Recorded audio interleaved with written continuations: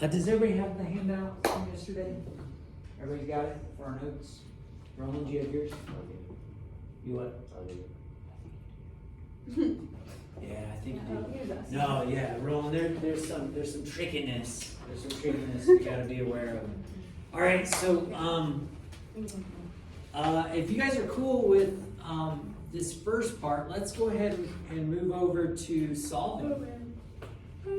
So what's funny about solving these is you're gonna think about it this way.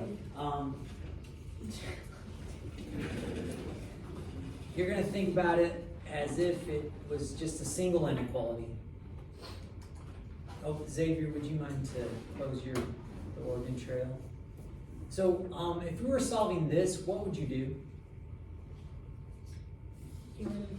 Get rid of the -2. Wouldn't you add 2 on both sides? If you just had this, what would you do? Add 2 on both sides.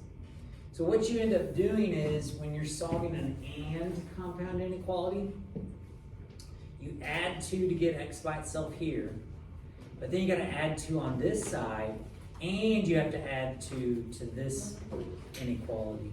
Are you guys with me on that? Yeah. So it goes to all 3, which is kind of cool. So you get a -2 is less than x is less than 5. And we know we're done because x is by itself in the middle. So we're done. And then we got to graph it. So which number goes on the left? -2. 5 on the right. Circles or dots? Circles. Now, with it being an and problem, we should be shading in the middle. It could be that they messed something up and it's not where you shade. So I kind of like to double check. X is less than 5, x is greater than -2. Yeah, so we're good. We shade in the middle there.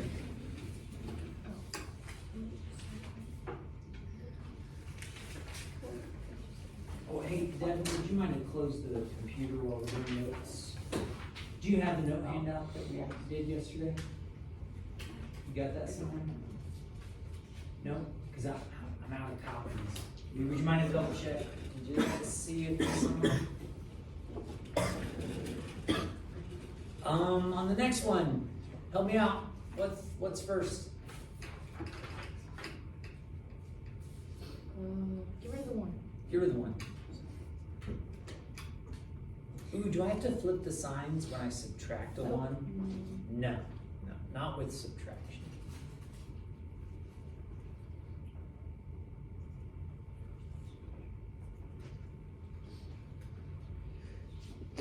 Is x by itself yet? No. What do you got to do? Divide by -2. Everywhere. Now, class, what happens when you divide by -2? The signs are going to flip. These are going to flip. These are going to flip. I don't know why I'm calling them these. And so we're left with an x in the middle. On the right, we get a -4, and on the left, we get a +2. And so it's okay to leave your answer like this, but I don't like it. Would anybody care to share why you think I don't like it? Because the -4 should be on the left. Yeah, I think the negative should be on the left. Shouldn't the smaller number be on the left? That's what I think. So what I would do if I was doing this problem is I would flip it around. But I'd still want to write the same things. So x is less than 2 and greater than or equal to -4. So I prefer that answer. But I would definitely accept either one. Hunter, are you getting these notes down? I would appreciate it. Just, yeah, work a few out. Do you need to borrow a pencil? Okay. And then let's graph it. Also, writing it the right way, with the smaller number, it makes it a little bit easier to graph. Circle or a dot at the -4. Oh, negative dot. Dot, right? There's a dot there. Circle or a dot at the 2. Circle.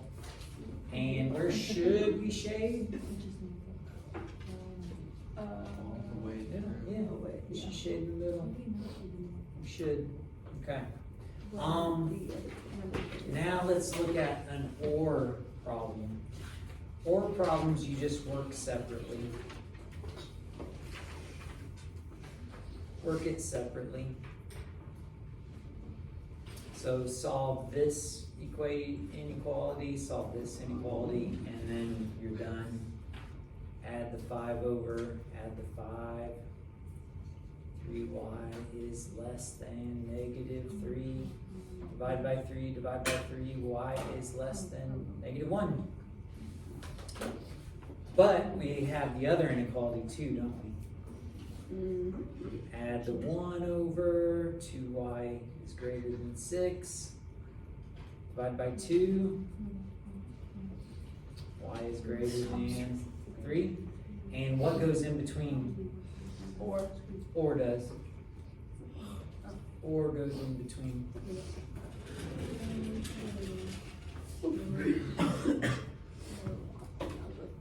Okay, do you think you should be in your seat, do you think? Yeah. Yeah. Oh, awesome. I think that's a good idea too. Great idea, Kate. Okay, to graph this, please double check, because again, they might have messed something up here, but do you guys know where the shading should go? Where should the shading be on an OR problem? Outside. It should be on the outside, but let's double check real quick. Y is greater than 3. Is that on the outside? Yeah. Yep. Y is less than negative 1. Is that on the outside? Yeah. All right, so it worked out. Now the reason I say that it should be is these next problems have issues with them. They have issues. It turns out this OR problem doesn't exactly end up as an OR problem. This AND problem, which is kind of suspicious because they have it written separately, right? That's suspicious from the start. It turns out when you graph it, it doesn't exactly have an AND relationship. Neither one of these is going to be on your assessments, so I'm going to mark that one out. We're not going to do that one at all because it's silly. This one's a silly one. But I do want to work out A because I want to show you what can happen. So it's an OR problem. We're going to solve the two inequalities separately. So I'm going to be a little bit quick about it. 2m is greater than or equal to 6. Do you agree with that? Adding the 1 over.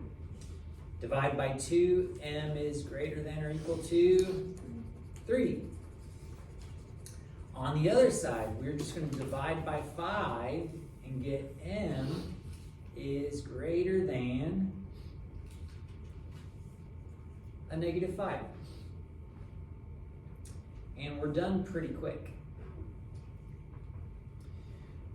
Now, you won't know that this problem is messed up unless you really stop and think about it, or you draw a picture. So you graph it. So check out this graph. Which number should be on the left? Agreed. Circle or a dot at the negative 5. Sure. Circle or a dot at the 3. A dot.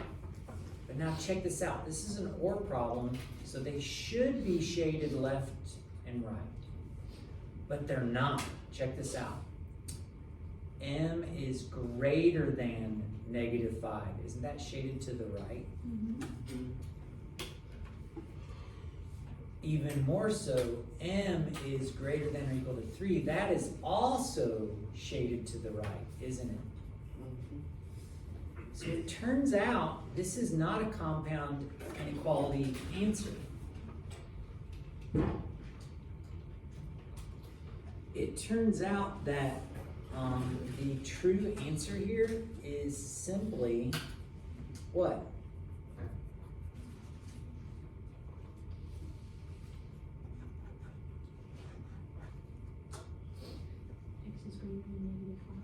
Yep, that's the only answer there. This answer was completely within this answer. So you only need the one inequality as your answer. Now again, is this something you guys need to worry about on your test? It's not, but it is something that happens a lot when you use real data. So this may be a restriction on one part of the process, this may be a restriction on the other part of the process, but when you solve them out, you realize, oh, there's just one restriction that we need to follow. There's only one restriction on the process that we need to pay attention to, because that restriction is already covered with that one. It's kind of an interesting thing. But that does happen with real data quite often, but you're not gonna have to stress about it. Also, I'm gonna give you guys a heads up. There is a compound inequality problem, like word problem on your test, but it really breaks it down for you and helps you out. Are you guys with me on it? You're not gonna have to come up with everything like this problem.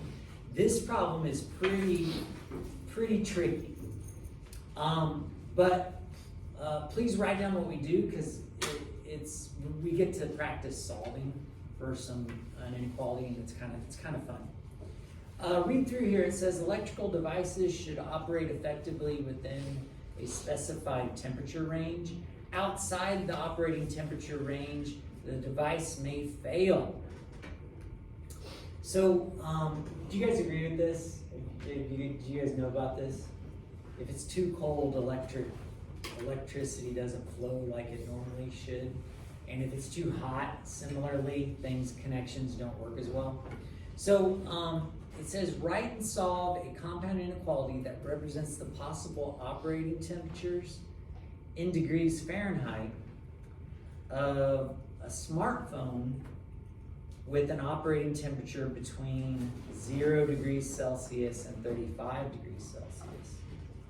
So the smartphone, the smartphone operating temperature is 0 degrees Celsius to 35 degrees Celsius. But what are they wanting us to figure out? They want us to know the Fahrenheit temperatures. That's the goal here.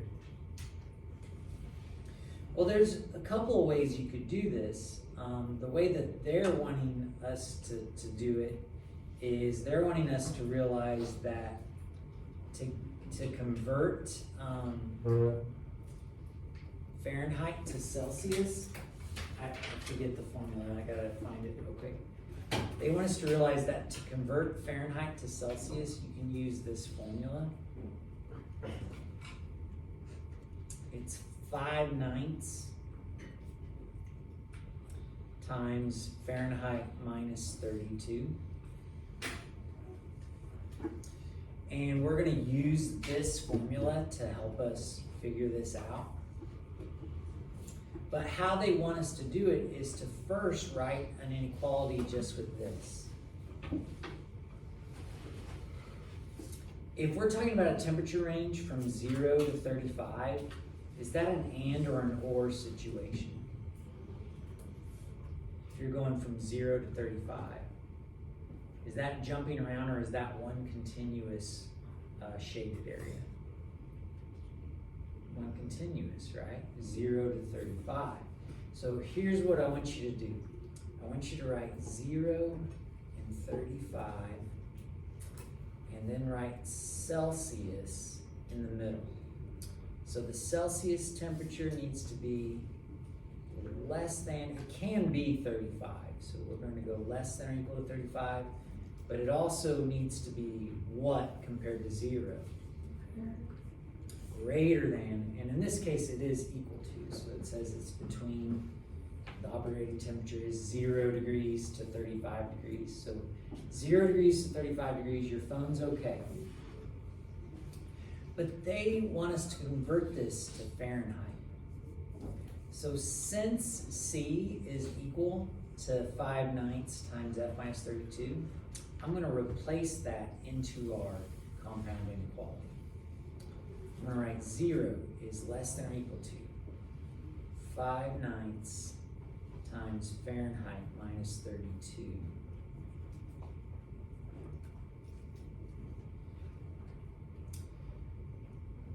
And then we're going to solve this, and once we get F by itself, we're gonna have the Fahrenheit temperatures that a phone operates effectively under. So to solve this, we're not gonna distribute. We're gonna get rid of this 5/9 by multiplying by the what? The reciprocal. So I'm gonna change colors real quick, just because I want you to be able to see it a little better. I'm gonna multiply by 9/5 right there. Do you agree that multiplying by 9/5 will get rid of the 9s and the 5? But if we multiply 9/5 here, where else do we have to multiply 9/5? Everywhere. Everywhere. Well, we kind of luck out a little bit. What's 9/5 times 0? So at this point, we're at 0 is less than or equal to F minus 32. Is less than or equal to 63. Could you guys have punched that in your calculator if you wanted to? I did it by hand. 5 goes into 35 7 times. 7 times 9 is 63. Class, are we about done? Let's add the 32 over on both sides. And it turns out the Fahrenheit temperatures are 32 to 95. Yeah. The Fahrenheit temperatures are from 32 to 95. So class, are you gonna have to do a problem like this on your own? No, you're not. You're not. But there is going to be a problem with the test where basically they're going to give you this, they're going to give you all this information right here, and you're going to have to decide which direction these inequality symbols go. You're going to have to fill in the inequality symbols and then solve it. So it's going to be set up for you where you just have to fill in a little bit of missing information. But you're not going to have to know a formula. You're not going to have to set it up all by yourself. Okay, so what does this information actually mean? It means that the operating temperature is from 32 to 95, right? Is everybody cool with that? Well, for part B, it says describe one situation in which the surrounding temperature could be below the operating range. What temperature would be below the operating range? Just give me one specific example of a temperature that would be below the operating range. 30 or 31. Yeah, 30 degrees or 31 degrees. So if the temperature is 30 degrees outside and your phone's been laying around outside for a long time, might it start messing up? It might start messing up a little bit. What would be an operating temperature that would be above the range? 96, right? And this I've actually experienced. Have you guys ever left your phone out in the sun for too long? Yep, it'll usually show like some kind of red warning thing. At least on mine it does. And it's like, I think it says, "Put me in the shade, fool," or something like that. Mine just starts melting. What's that? Mine just gets super hot. It just gets super hot, starts melting. Is that? Like I've melted a phone case before. So You have really? Outside, yeah. Wow, dang man, that's pretty hot. But yeah, so yeah, 30 degrees is too low, and 96 degrees is too high. So that's an interesting problem. I like it, but it's trickier than anything you guys are gonna have to do. Is everybody with me on that? It is totally tricky. All right, so let me get you some practice.